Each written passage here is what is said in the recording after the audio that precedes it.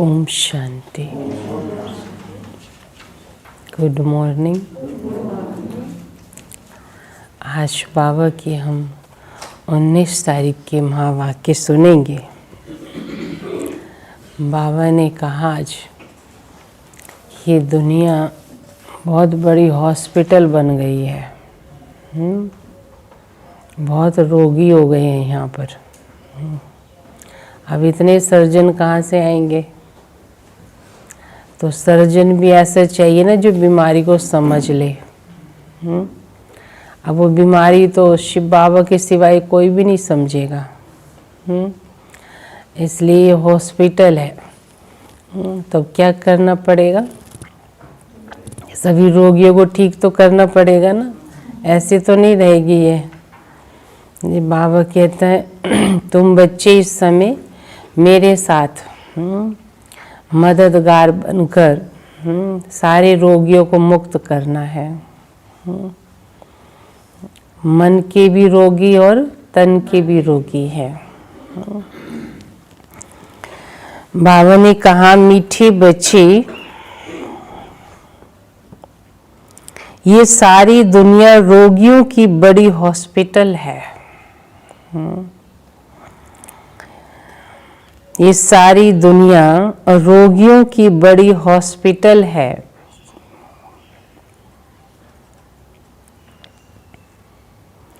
बाबा आए हैं सारी दुनिया को निरोगी बनाने। बाबा आए हैं सारी दुनिया को क्या करने? निरोगी बनाने।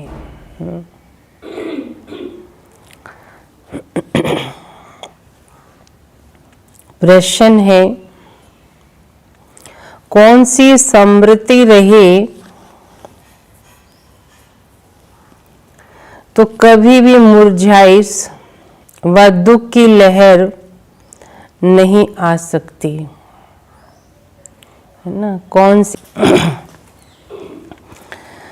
कौन सी स्मृति रहे तो कभी भी मुरझाइश व दुख की लहर नहीं आ सकती? तो आंसर है अभी हम इस पुरानी दुनिया, पुराने शरीर को छोड़कर घर जाएंगे।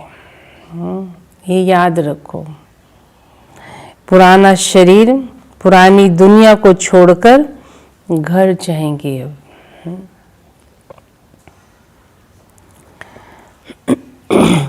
फिर नई दुनिया में पुनर्जन्म लेंगे।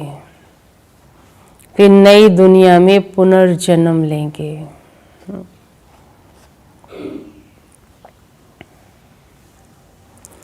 हम अभी राजयोग सीख रहे हैं ना, अभी हम राजयोग सीख रहे हैं। राजाई में जाने के लिए ना, स्वर्ग में आने के लिए अभी हम राजयोग सीख रहे हैं। राजाई में जाने के लिए बाप हम बच्चों के लिए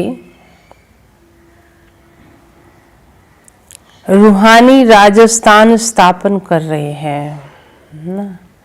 बाबा हम बच्चों के लिए रूहानी राजस्थान स्थापन कर रहे हैं। यही स्मृति रहे, है ना, ये बात याद रहे तो दुख की लहर आ नहीं सकती।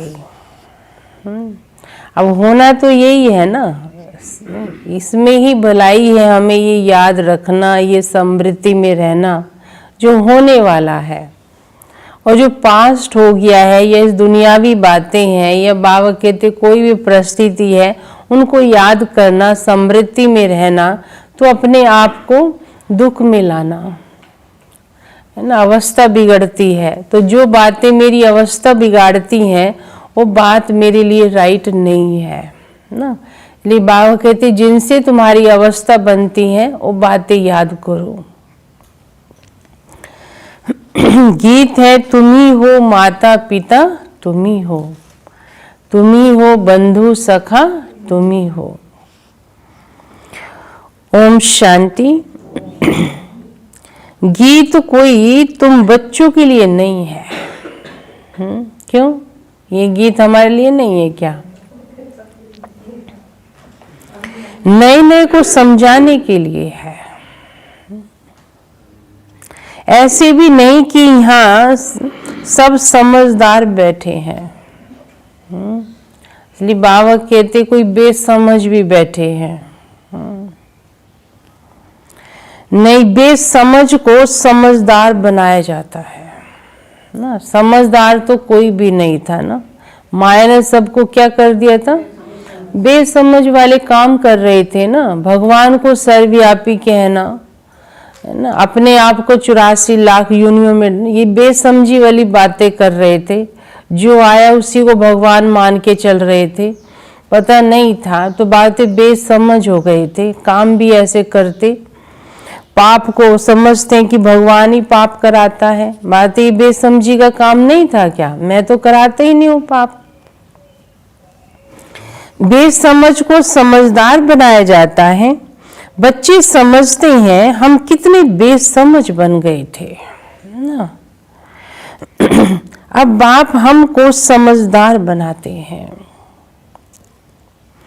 जैसे स्कूल में पढ़कर बच्चे कितना समझदार बन जाते हैं। हर एक अपनी अपनी समझ से बैरिस्टर, इंजीनियर आदि बन जाते हैं। समझ से बने ना कि मुझे क्या करना है लाइफ में। ये तो आत्मा को समझदार बनाना है। पढ़ती भी आत्मा है शरीर के द्वारा, परंतु बाहर में जो भी शिक्षा मिलती है वह अल्पकाल के लिए शरीर निर्वाह अर्थ मिलती है। शरीर का निर्वाह होता है, उससे कमाई करते हैं इस जन्म के लिए। पर कोई कन्वर्ट भी करते हैं, हिंदुओं को क्रिश्चियन बना देते हैं। किस लिए बनाते? कन्वर्ट कर लेंगे, हिंदुओं को मुसलमान बना देंगे, है ना, कोई क्रिश्चियन बना देंगे। क्रिश्चियन हिंदू नहीं बनते होंगे, मुसलमान हिंदू नहीं बनते होंगे, लेकिन ऐसे कन्वर्ट करते हैं। क्यों? हिंदुओं में क्या कहते हैं कि तुम्हारा कौन धर्म स्थापक है ना, तुम्हारा कोई धनी धोनी तो है नहीं ना, तो किसने हिंदू धर्म स्थापन किया? तो जो बाप तो किसी के पास भी नहीं है, तो इसलिए वो कहते हैं कि तुम हमारे धर्म में आ जाओ। ऐसे कन्वर्ट कर लेते हैं कहकर। और दूसरा, थोड़ा सुख पाने के लिए सोचते हैं हमारे धर्म में शायद दुख है, इसलिए दूसरे धर्म में जाके देख लेते हैं, यहाँ सुख मिल जाएगा। पैसे, नौकरी आदि सहज मिलने के लिए पैसा कमा लेंगे। क्रिश्चियन कहलाएंगे तो क्रिश्चियन धर्म में रह के शायद पैसे कमाई ज़्यादा कर सके। आजीविका के लिए अब तुम बच्चे जानते हो हमको पहले पहले तो आत्म अभिमानी बनना पड़े। ये मुख्य बात, क्योंकि ये है रोगी दुनिया। ऐसा कोई मनुष्य नहीं जो रोगी नहीं बनता हो। कुछ ना कुछ होता जरूर है। ये सारी दुनिया बड़े से बड़ी हॉस्पिटल हो गई है ना। क्या हो गई है? हॉस्पिटल हो गई है ये, जिसमें सब मनुष्य पतित रोगी हो गए हैं। नहीं हो गए हैं ना रोगी सारे। इसलिए बाबा कहता है अब इस रोगियों को ऐसे कैसे छोड़ दूं। हर घर में रोगी पड़ा है, हर घर में। आयु भी बहुत कम होती है, अचानक मृत्यु को पा लेते हैं। अचानक मृत्यु हो जाती है, काल के चंबे में आ जाते हैं। ये तुम बच्चे जानते हो, तुम बच्चे सिर्फ भारत को ही नहीं सारे विश्व की सर्विस करते हो गुप्त रीति से ना। अब कर तो रहे हैं ना, कितनों की सेवा हुई है या अब दूसरे ढंग से हो रही है, लेकिन कुछ ना कुछ तो बाबा कहता है सेवा हो रही है। मूल बात है कि बाप को कोई नहीं जानते, मनुष्य होकर और पारलौकिक बाप को नहीं जानते, उनसे प्यार नहीं रखते हैं। अब बाप कहते मेरे साथ प्यार रखो, मेरे साथ प्यार रखते रखते तुमको मेरे साथ ही वापस अब चलना है ना, तो मेरे से प्यार करने में ही तुम्हारा कल्याण है। अब तक वापस, जब तक वापस चलो तब तक इस छीछी दुनिया में तो रहना पड़ेगा। पहले पहले तो देह अभिमानी से देही अभिमानी बनो, तब तुम धारणा कर सकोगे ना। देह भान छोड़ो पहले, है ना। बाबा जो कहता है आत्म अभिमानी बनो, तभी तुम इस ज्ञान को धारण कर सकते हो और बाप को याद कर सकते हो। अगर देही अभिमानी नहीं बनते हैं तो कोई काम के नहीं। बात है मेरे काम नहीं आओगे ना, फिर मैं तो काम ही तब दूंगा जब तुम क्या बनोगे, देही अभिमानी। बाप को याद नहीं करते हैं तो हम भी वही जो पहले थे। हाँ, बाप कहते याद नहीं करते। देह अभिमान तो सब में है, तुम समझते भी हो कि हम आत्म अभिमानी नहीं बनते, बाप को याद नहीं करते तो हम वही हैं जो पहले थे। नहीं, मूल बात है ही आत्म अभिमानी बनने की ना, देही अभिमानी बनने की ना। एक देह भान होता है और एक देही अभिमानी। नहीं, देह से परे देही में आत्म अभिमानी, ना कि रचना को जानने की। गाया भी जाता है रास्ता और रचना का ज्ञान। ऐसे नहीं कि पहले रचना फिर रास्ता का ज्ञान कहेंगे, नहीं, पहले रास्ता वही बाप है। कहा भी जाता है ना, हे गॉड फादर, वे आकर तुम बच्चों को आप समान बनाते हैं। रोज बाबा मेहनत करता है, पढ़ाता है। बाप तो सदैव आत्म अभिमानी ही है, इसलिए वह सुप्रीम है। बाप कहते मैं तो आत्म अभिमानी हूँ, मैं तो देह में आता नहीं हूँ, कभी भी अपनी कोई देह लेता नहीं हूँ, आया भी पराई देह में आया हूँ। जिनमें प्रवेश करते उनको भी आत्म अभिमानी बना देता हूँ। जिसमें प्रवेश करते हैं उसे भी, हाँ, इनमें प्रवेश करता हूँ, इनको कन्वर्ट करने, क्योंकि ये देह अभिमानी थे। देह भान से देही अभिमानी अवस्था में कन्वर्ट किया, क्योंकि ये भी देह अभिमानी थे। देह में रहना, देहधारी की पूजा करना, बाबा कहते ज्ञान नहीं था ना। जब ज्ञान नहीं था तो इंसान वही काम करेगा। इनको भी कहता हूँ अपने को आत्मा समझ, मुझे यथार्थ रीति याद करो। ऐसे बहुत मनुष्य हैं जो समझते हैं आत्मा अलग है, जीव अलग है। आत्मा देह से निकल जाती है तो दो चीज हुई ना, शरीर अलग और आत्मा अलग। बाप समझाते तुम आत्मा हो, आत्मा ही पुनर्जन्म लेती है।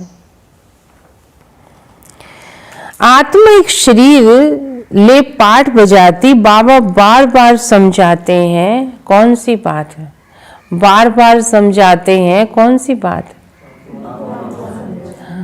अपने को आत्मा समझो ना। अब है तो बहुत कॉमन सी बात, लेकिन बहुत गूढ़ है, बहुत रहस्य है।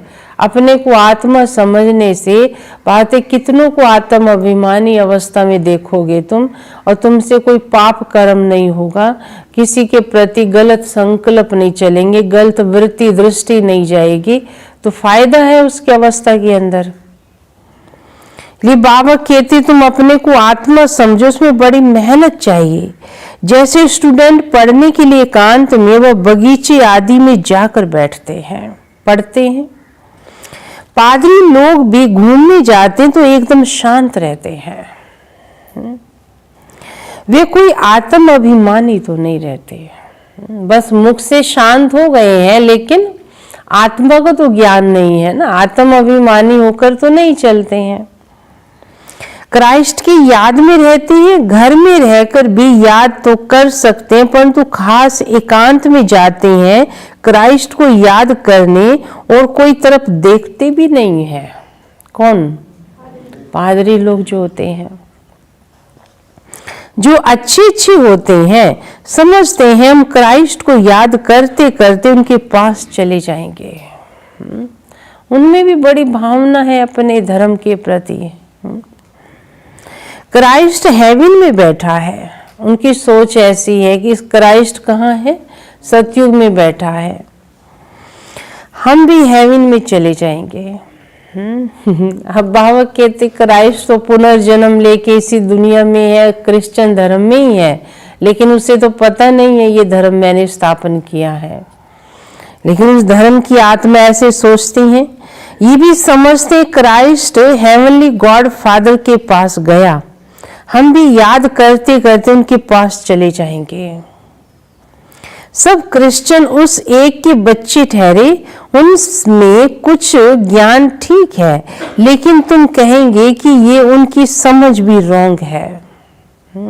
अब हम बाबा से ज्ञान समझ गए हैं, अब हम तो नहीं ऐसे कहेंगे ना कि क्राइस्ट हेवन में गया या उसको याद करने वाले हेवन में चले जाएंगे, क्योंकि क्राइस्ट की आत्मा तो ऊपर गई ही नहीं है, और तो यही है। क्राइस्ट नाम तो शरीर का है जिसको फांसी पर चढ़ाया, क्रोस पर चढ़ा दिया था, शरीर को चढ़ाया ना। धर्म की आत्मा तो फिर भी यही, उसकी आत्मा भी पुनर्जन्म लिया है ना। आत्मा को थोड़ी फांसी पे टांग सकते हैं या क्रोस पर चढ़ा सकते हैं। आत्मा तो फांसी पर नहीं चढ़ती। अब क्राइस्ट की आत्मा गॉड फादर के पास गई, ये कहना भी रॉन्ग हो जाता है। अब ये तो हम जानते हैं, उनके धर्म वालों को अगर कहें कि आत्मा जो है वो तो यही है, पतित हो गई है वो आत्मा पुनर्जन्म लेके, उनको अच्छा नहीं लगेगा सुनना, उनकी भावना है उसके अंदर। लेकिन बाबा ने कहा बच्चे वो तो यही है। अब वापिस तो कोई भी नहीं जाएगा, हर एक को स्थापना फिर पालना जरूर करनी है ना। क्राइस्ट ने पहले धर्म की स्थापना की, अब उसी धर्म में अब क्या कर रहा है? उस धर्म की पालना भी कर रहा है।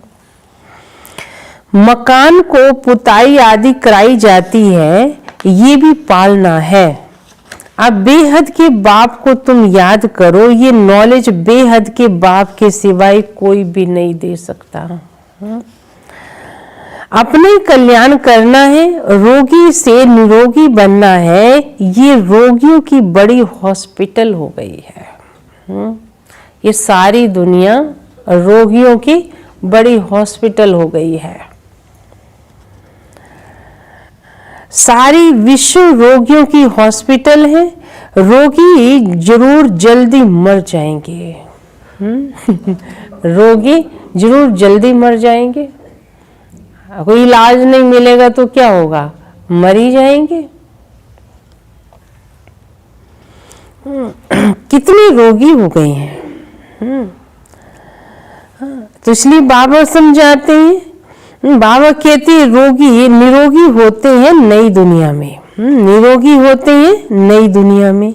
अब बाप आके सारे विश्व को निरोगी बनाते हैं, ऐसे नहीं कि यहाँ ही निरोगी बनेंगे, नहीं। बाप कहते हैं निरोगी होते हैं सतयुग में, है ना। देवता बीमार नहीं होते हैं कभी।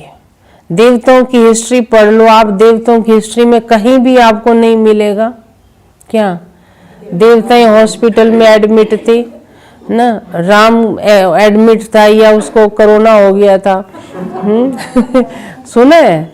हाँ, या सीता को हार्ट अटैक आया हो, है ना। लक्ष्मी को जो मलेरिया हो गया हो, है ना। कभी नहीं सुनेंगे देवताओं की ऐसी हिस्ट्री।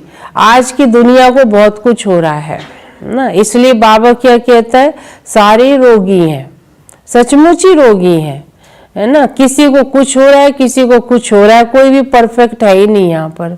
तो रोगी तो है, बच्चे से लेके बूढ़े तक कोई ना कोई बीमार, किसी ना किसी तरह से तकलीफ है उसको। इसलिए बाबा कहता है ये बड़ी हॉस्पिटल हो गई है। निरोगी होते नई दुनिया में, पुरानी दुनिया में निरोगी हो ना सके।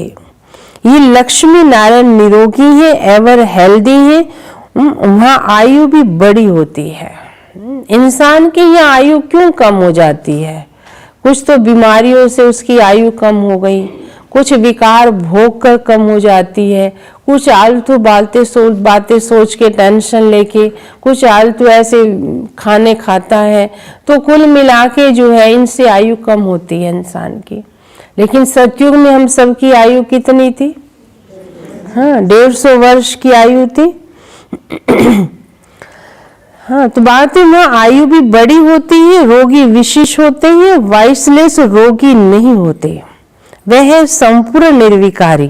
बाप खुद कहते इस समय सारी विश्व खास भारत रोगी हो गया है।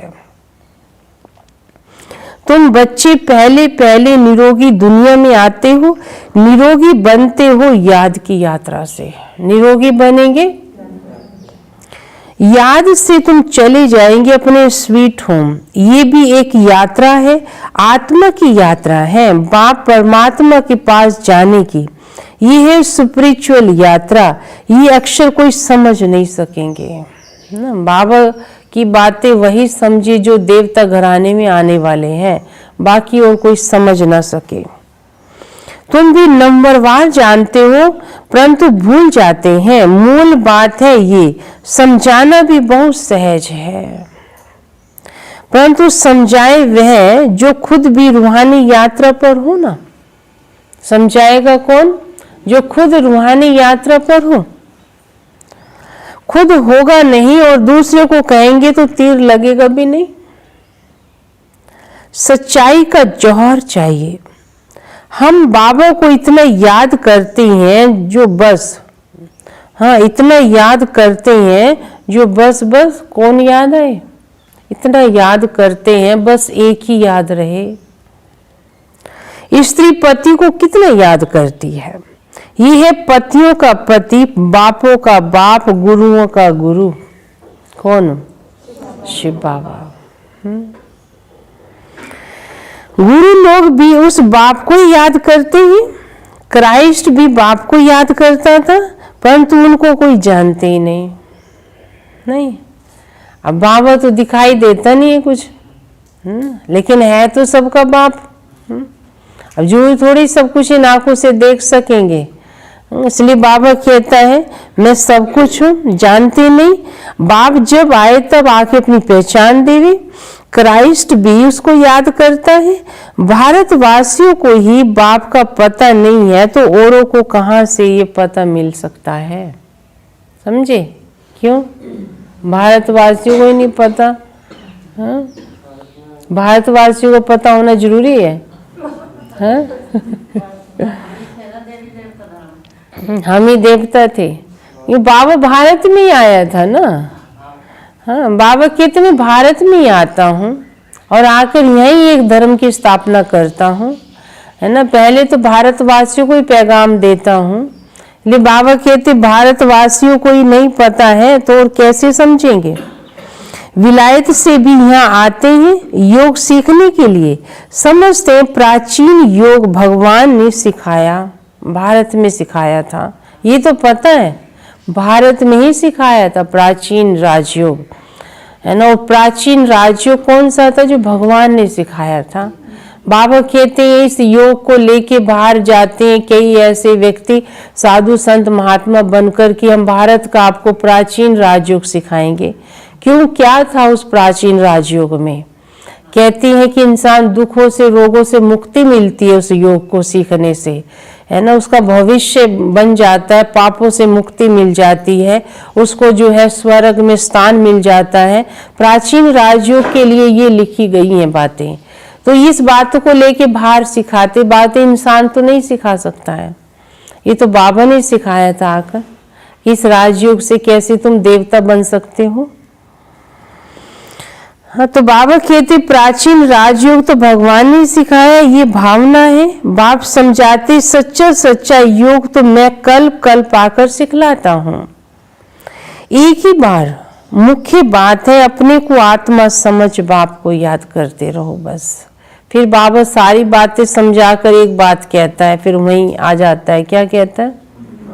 बस इसको रूहानी योग कहा जाता है। बाकी सबकी जिस्मानी योग है, ब्रह्म से योग रखते हैं। वे भी बाप तो नहीं है, वह तो महतत्व है, रहने का स्थान। तो राइट तो एक बाप ही है, एक बाप को ही सत्य कहा जाता है। ये भी भारतवासियों को पता नहीं कि बाप ही सत्य है, सो भी कैसे है ना। भगवान के लिए कह तो देते हैं राम नाम सत्य है, सत्य बोलेंगे तो गति हो जाएगी। तो कौन सा राम का नाम सत्य है? ये तो बाबा ने आके बताया कि मैं ही सदा सत्य बोलता हूँ और मैं ही सदगति दाता हूँ, है ना। इंसान सोचता है वो देहधारी राम की कहानी याद आती है उसको, क्योंकि बात है उस राम को तो मैंने ऐसा बनाया है, एक राम मैं भी हूँ, तो मेरा ही नाम मेरा ही काम सत्य है। मैं ही तुम बच्चों को सत्य बताता हूँ। ये भी भारतवासियों को पता नहीं कि बाप सत्य कैसे है। वही सचखंड की स्थापना करते हैं, सचखंड और झूठ खंड। तुम जब सचखंड में रहते हो तो वह रावण राज्य नहीं होता, आधा कल बाद रावण राज्य, फिर झूठ खंड शुरू हो जाता है। सचखंड पूरा हो सतयुग कहेंगे ना, सचखंड को पूरा सतयुग कहेंगे, क्योंकि वहां पर सब सच बोलते हैं और यहाँ मनुष्य झूठ बोल लेता है। फिर झूठ खंड पूरा हो कलयुग का अंत। झूठ खंड पूरा होगा कलयुग का अंत। अभी तुम संगम युग पर बैठे हो, ना इधर के हो ना उधर के हो, ना हम कलयुग के हैं ना हम सतयुग के हैं। हम कहाँ हैं? संगम पर है। यात्रा हो रही है हमारी, स्टीमर चल पड़ा है, ना अभी इस पार है ना उस पार है, बीच में है अभी। इसलिए बाबा कहते टांग मत लटका देना, नहीं तो मगरमच्छ पड़े हैं, बड़े बड़े खींच लेंगे तुम्हें, है ना। इस दुनिया में झांक मत लेना, है ना। कोई उनकी बातों को उधर इधर की बात मत अपना लेना, नहीं तो मगरमच्छ खींच लेंगे ना। स्टीमर चल पड़ा है। तुम यात्रा कर रहे हो अभी, ना, है ना, यात्रा पर। आत्मा यात्रा कर रही है, शरीर नहीं। आत्म बाप आकर के यात्रा करना सिखलाते हैं, यहाँ से वहां जाना है। तुमको ये सिखलाते हैं। वो लोग तो मून व स्टार में जाते हैं, चांद सितारों के पास जाएंगे। अब आग तो क्या है वहाँ पर, है ना। चांद सितारों पर जाकर कितना खर्चा करते हैं, वहाँ दुनिया बसाएंगे क्या, है ना। यहाँ तो बस नहीं रही दुनिया ठीक से, वहाँ बसाएंगे जाकर। हाँ, कितनी यात्रा करते हैं अभी तुम जानते हो, उससे कोई फायदा नहीं।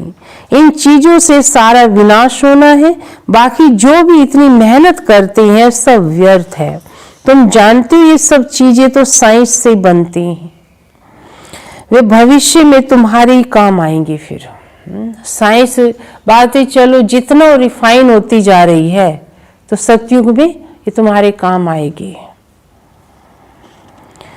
ये ड्रामा बना हुआ है, बेहद का बाप आकर पढ़ाते हैं, कितना रिगार्ड रखना चाहिए। टीचर का वैसे भी बहुत रिगार्ड रखना चाहिए। टीचर फरमान करते हैं अच्छी रीति पढ़कर पास हो जाओ, अगर फरमान को नहीं मानोगे तो नापास हो जाएंगे। बात नहीं मानेंगे ना तो क्या होगा, नापास हो जाएंगे। फिर बाप भी कहते तुम पढ़ाते हो, पढ़ते भी हो विश्व का मालिक बनने और बनाने के लिए।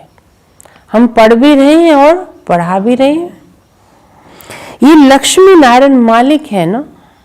हाँ, बाबा कहते ऐसे तो मालिक नहीं बन गए ना, इनको बनाया किसने, अपने आप थोड़ी बने बनाए ऊपर से आ गए ये, तो इन्होंने मेहनत की, बाबा ने पढ़ाया। भल प्रजा भी मालिक हैं, परंतु दर्जे तो बहुत हैं। भारतवासी भी सब कहते हैं हम मालिक हैं ना। अब सतयुग में तो मालिक तो सारे ही होंगे, है ना। एक प्रजा भी कहेगी ना सतयुग में आकर। अब जैसे भारतवासी अपने आप को एक गरीब से गरीब भी कितना भी ऐसा होगा रोड पे रहने वाला, वो भी क्या कहेगा, मैं भारतवासी हूँ, भले वो रोड पर रह रहा है। और एक करोड़पति भी क्या कहेगा, मैं भारतवासी हूँ, वो करोड़पति है और रोडपति है। तो बाबा कहते हैं ऐसी सतयुग में नौकर चाकर दासी होंगे, सारे अपने आप को क्या कहलाएंगे? सतयुग ही कहलाएंगे ना। इसलिए बाबा कहते भारतवासी तो सब कहलाते हैं। गरीब भी भारत का मालिक अपने को समझेगा, परंतु राजा और उनमें फर्क तो कितना है। नॉलेज से मर्तबे का फर्क हो जाता है। नॉलेज में होशियार होना चाहिए, पवित्रता भी जरूरी है, तो हेल्थ वेल्थ भी चाहिए। स्वर्ग में तो सब है, बाप एम ऑब्जेक्ट समझाते हैं, दुनिया में और कोई की बुद्धि में ये एम ऑब्जेक्ट नहीं होगी। तुम फट से कहेंगे हम ये बनते हैं, सारे विश्व में हमारी राजधानी होगी। ये भी अभी पंचायती राज्य है। अभी क्या है? पंचायती राज्य। पहले तो डबल ताजधारी, फिर एक ताज, अभी 9 ताज। धीरे धीरे अभी कोई ताज नहीं, मोहताज हो गए हैं।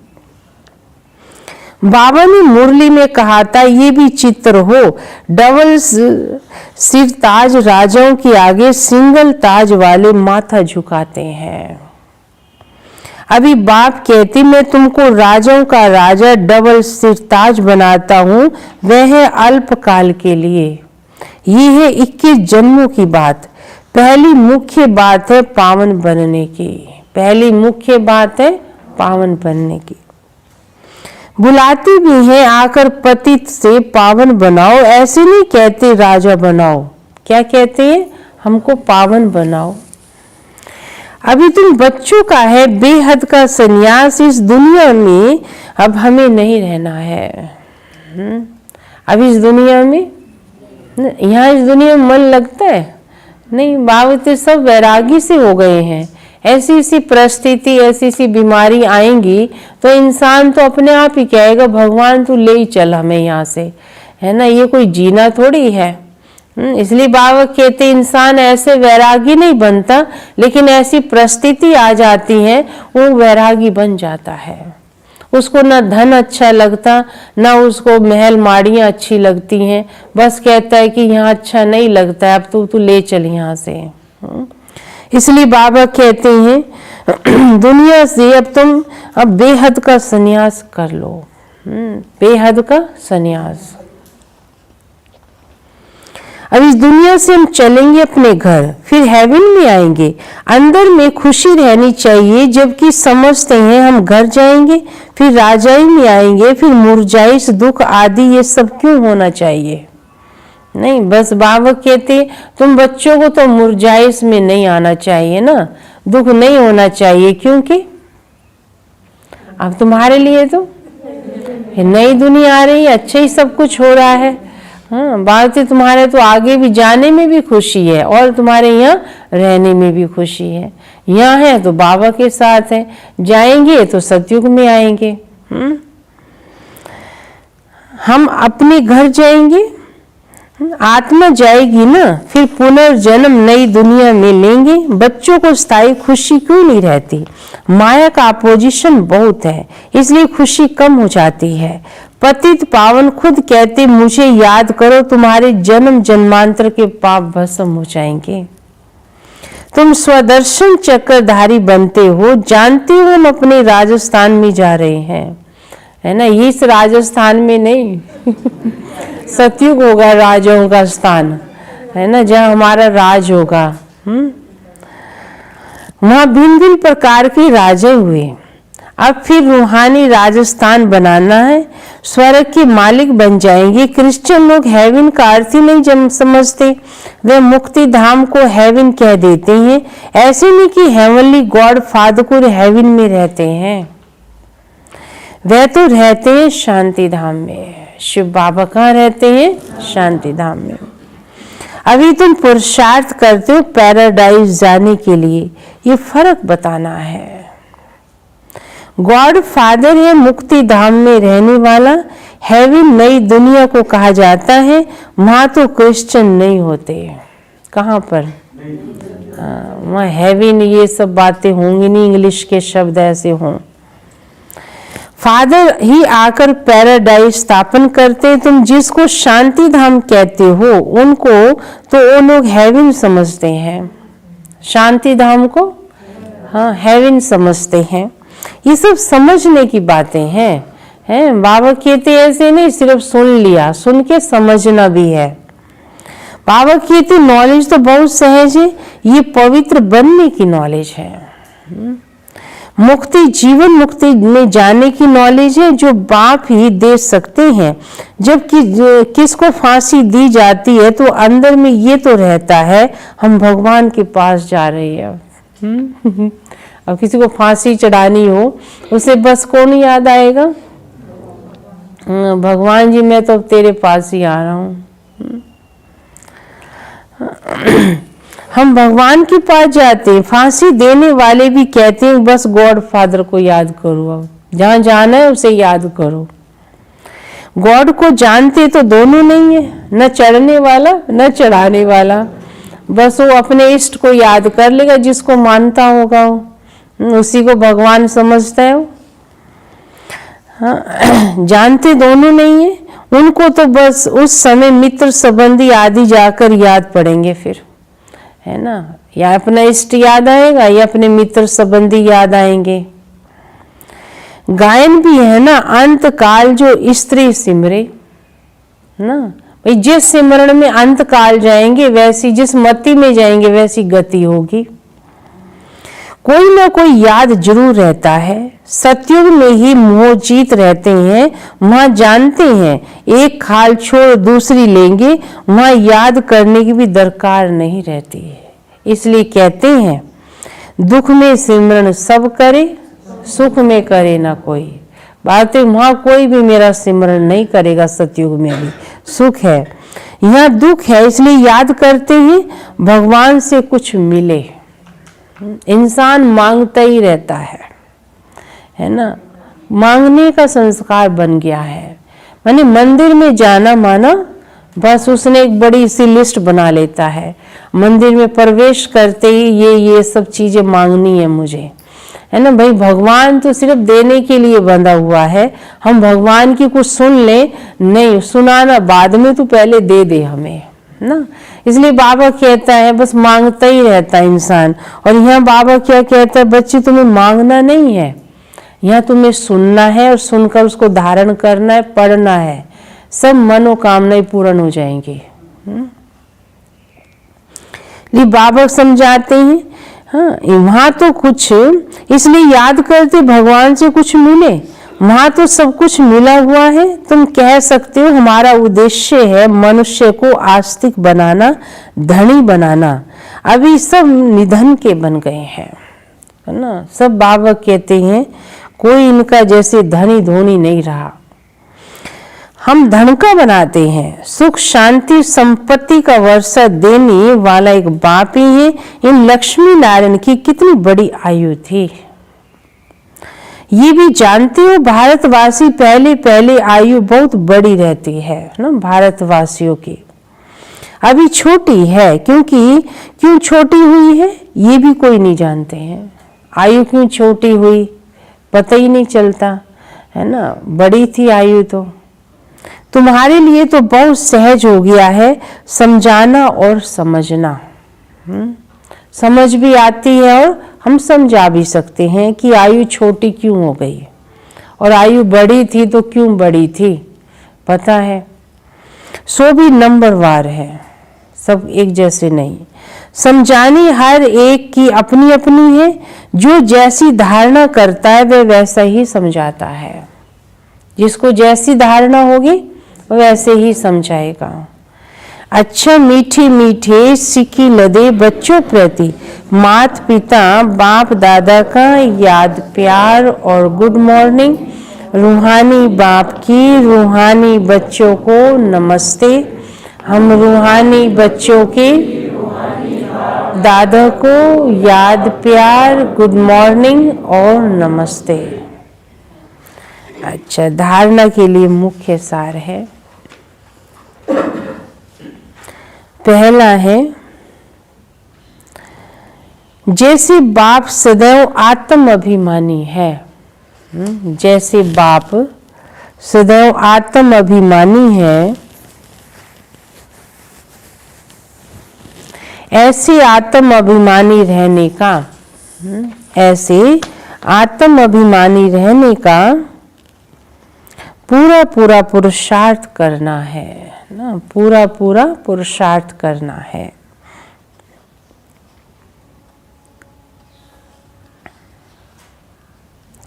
एक बाप को दिल से प्यार करते करते, एक बाप को दिल से प्यार करते करते बाप के साथ घर चलना है, बाप के साथ घर चलना है। दूसरी पॉइंट है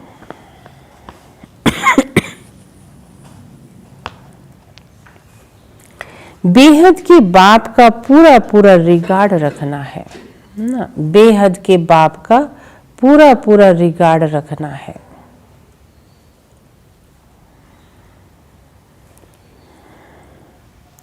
अर्थात बाप के फरमान पर चलना है, अर्थात बाप के फरमान पर चलना है।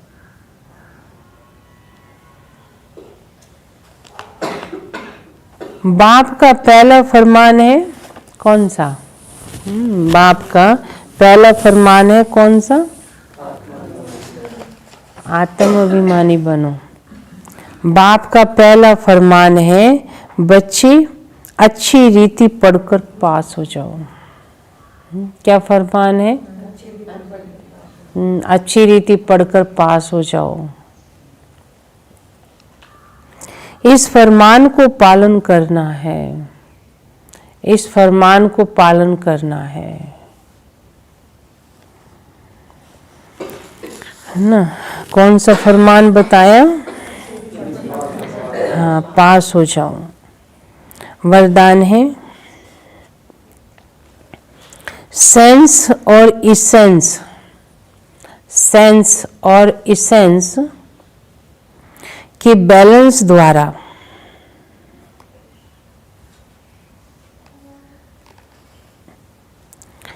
सेंस और इसेंस के बैलेंस द्वारा अपनेपन को सुहाग करने वाले, अपनेपन को सुहाग करने वाले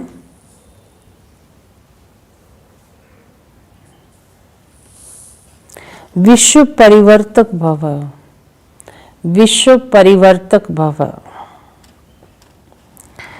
सेंस और इसेंस के बैलेंस द्वारा अपनेपन को सुहाग करने वाले विश्व परिवर्तक भव। अब बाबा समझाते हैं सेंस और इसेंस। सेंस अर्थात ज्ञान की पॉइंट, सेंस अर्थात ज्ञान की पॉइंट, समझ, और इसेंस अर्थात सर्वशक्ति स्वरूप, समृद्धि और समर्थ स्वरूप। इसेंस अर्थात सर्वशक्ति स्वरूप, समृद्धि और समर्थ स्वरूप ना, ये इसेंस कहेंगे। इन दोनों का बैलेंस हो। किसका? सेंस और इसेंस, दोनों का बैलेंस हो तो अपनापन व पुरानापन स्व हो जाएगा। तो अपनापन और पुरानापन खत्म हो जाएगा। हर सेकंड, हर संकल्प, हर बोल और हर कर्म विश्व परिवर्तन की सेवा प्रति सुहा होने से विश्व परिवर्तक स्वतः बन जाएंगे, है ना। पहले तो स्वयं को सुहा करना है ना, अपने को परिवर्तन करना है, तब विश्व को परिवर्तन कर सकेंगे ना। सेंस और इसेंस को दोनों को समझना है, उस समृद्धि में रहना है। तब बाबा कहते हैं विश्व परिवर्तन का नारा लगा सकते हो। जो अपनी देह की समृद्धि सहित स्वाहा हो जाते हैं, उसके श्रेष्ठ वाइब्रेशन द्वारा वायुमंडल का परिवर्तन सहज हो जाता है ना। कब होता है? जब अपनी देह की स्मृति सहित सुहा हो जाते हैं, अपनी देह भी याद नहीं आती है। तो श्रेष्ठ वाइब्रेशन वायुमंडल को परिवर्तन सहज कर देती है ना। वैसे भी जब यज्ञ रचते हैं तो क्या बोलते हैं, सामग्री डालते उस समय स्वाहा, स्वाहा माना स्व माना मैं। तो बावते पहले तो स्व को सुहा करो ना, अपने अंदर को जो मैं भरा पड़ा इसको सुहा करो, है ना। तब बाबा कहते हैं वायुमंडल को श्रेष्ठ बना सकोगे। बाकी सामग्री डाल दी यज्ञ के अंदर, धुआं फैल गया वातावरण में, उस सामग्री की महक हो गई, वो तो थोड़ी देर रहेगी फिर खत्म। तो बात है अगर स्वयं को ही बदल लिया तो वो वातावरण में हमेशा खुशबू रहेगी, हमेशा महकता रहेगा, क्योंकि वाइब्रेशन आपके अंदर से हमेशा निकलते रहेंगे, है ना। वो तो यज्ञ तो ज़्यादा देर कर नहीं सकते हैं। तो बात है अपने अंदर का यज्ञ ऐसा रच लो जो स्वयं को सुहा कर लो और श्रेष्ठ वाइब्रेशन वातावरण में फैलाओ, इससे विश्व परिवर्तन होगा। स्लोगन है, प्राप्तियों को याद करो तो दुख व परेशानी की बातें भूल जाएंगी। प्राप्तियों को याद करो तो दुख व परेशानी की बातें भूल जाएंगे ना। बाबा से मुझे क्या क्या प्राप्तियां हुई हैं, मुझे जीवन में क्या क्या मिला, बाबा ने मुझे क्या से क्या बनाया है, उन प्राप्तियों को याद करो तो क्या होगा, दुख व परेशानी की बातें भूल जाएंगे ना। ओम शांति। अभी भोग लगाएंगे बाबा को।